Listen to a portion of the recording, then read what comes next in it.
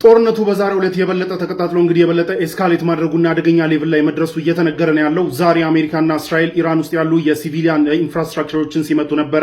ሴንትራል ኢራን ውስጥ ያለ አንድ የሬልዌይ ብሪጅ ተመቷል። ኤንድ ቆም የምትባለው ከተማ ውስጥ ደግሞ ያለ ሌላ ብሪጅ ተመቷል። ድልድዮች ተመተዋል።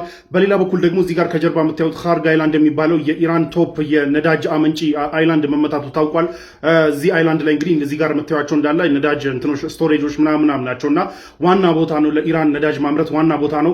ዶናልድ ትራምፕ እሱን አውድማለሁ ምናምን ብሎ ይዛቱ ነበረ። ግን ይህንን ቦታ የኦይል ፋሲሊቲዎችን መምታት ማለት የነዳጅ ዋጋ ላይ በጣም ሹት እንዲያደርግ ማድረግ ነው። ይህንን ተከትሎ አሁንም የነዳጅ ቦታዎች ሳይሆኑ እዚህ አይላንድ ውስጥ የሚገኙ ሚሊተሪ ታርጌቶች ናቸው የተመቱት።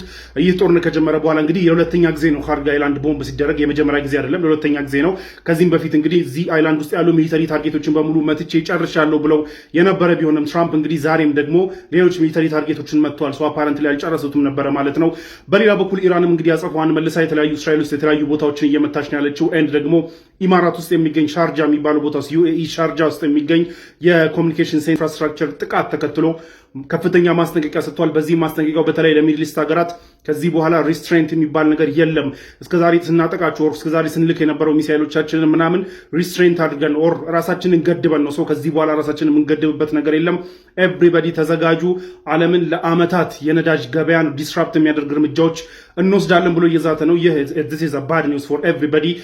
ለሆርሙዝ ሰርጥ መዘጋቱ ብቻ ምን ያህል ችግር እንዳመጣብን ታውቃላችሁ።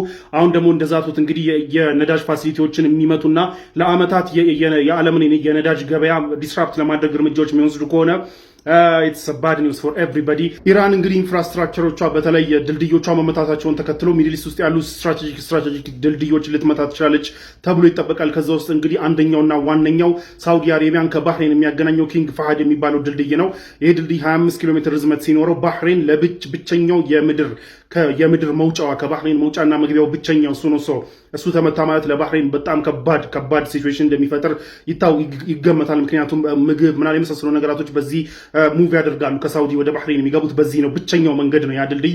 ያ ድልድይ ከተመታ አደገኛ መሆኑን ተከትሎ እንግዲህ ኢራን ያንን ዋርኒንግ መስጠቷን ተከትሎ የሳውዲና የባህሬን ኦቶሪቲዎች እንግዲህ ድልድዩን ዘግተውታል። ለትራንስፖርቴሽን ክፍት እንዳይሆን አድርገውታል። ኤኒታይም ጥቃት ሊደርስበት ይችላል በሚል ለማንኛውም ነገራቶች በጣም ኤስካሌት እያደረጉ እየሄዱ ባለበት ሰዓት እንግዲህ ይህ ቪዲዮ ከሚሰራበት ሰዓት 14 ሰዓት በኋላ እንግዲህ የዶናልድ ትራምፕ አልቲሜተም ያበቃል ማለት ነው። ምን ያደርጋሉ ያን የሚለውን አይ ገስ ዊል ሲ